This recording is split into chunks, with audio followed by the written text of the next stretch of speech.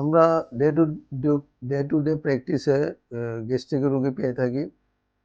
এটা একটা common term, রোগীরা বলে গ্যাস্ট্রিক, আর আমরাও বলি যে গ্যাস্ট্রিক, কিন্তু আসলে তো গ্যাস্ট্রিক বলে কিছু নাই। এটা গ্যাস্ট্রিক আলসার। পাকস্থলী বা ডিওডেনামের ঘাকে সাধারণত গ্যাস্ট্রিক হিসেবে আমরা চালাই। এটাকে আমরা ডাক্তারি ভাষায় বলি গ্যাস্ট্রিক আলসার ডিজিজ বা পেপটিক আলসার ডিজিজ। গ্যাস্ট্রিক সাধারণত বা gastric ulcer, peptic ulcer disease সাধারণত কিছু কারণে হয়। তার মধ্যে প্রধান ২ টা কারণ হচ্ছে এইচ পাইলোরি ব্যাকটেরিয়া একটা, আরেকটা হলো NSAID বা ব্যথার বা বাত জাতীয় বাতের ওষুধ। এগুলোর কারণে সাধারণত গ্যাস্ট্রিক আলসার হয়ে থাকে। এছাড়া আরও কিছু কন্ডিশন আছে যেগুলো গ্যাস্ট্রিক আলসারের সাথে অ্যাসোসিয়েশন, যেমন খাদ্য।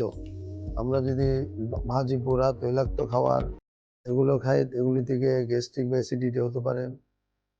অনেক সময় বিভিন্ন রকম ওষুধ আছে, স্টেরয়েড জাতীয় ওষুধ বা আরো অনেক অ্যাসিড জাতীয় ওষুধ অনেক সময় আছে। ট্যাবলেট ফর্মে আমরা বিভিন্ন কারণে খেয়ে থাকি। বাতের ওষুধ বা ডিজিজ মডিফাইং এজেন্ট, এই ধরনের ওষুধগুলোর কারণে অনেক সময় গ্যাস্ট্রিক হয়ে থাকে। আর অনেক সময় আমাদের খাওয়ার অনিয়মের কারণে গ্যাস্ট্রিক হয়ে থাকে। যেমন আমরা টাইমলি খাই না, খাওয়ার মধ্যে গুঁড়ো বেশি খাই, পানি কম খাই। এ ধরনের খাওয়ার ফ্যাক্টরগুলো, ফুড হ্যাবিটগুলো আমাদের গ্যাস্ট্রিকের জন্য দায়ী। আমি সবুজ প্ল্যাটফর্মের সাথে আছি। আপনারা আমার অ্যাপয়েন্টমেন্ট পেতে বা আমার পরামর্শ পেতে সবুজ প্ল্যাটফর্মের সাথে যোগাযোগ রাখুন। ওরা আপনার সাথে আমার যোগাযোগ করিয়ে দিবে। So good.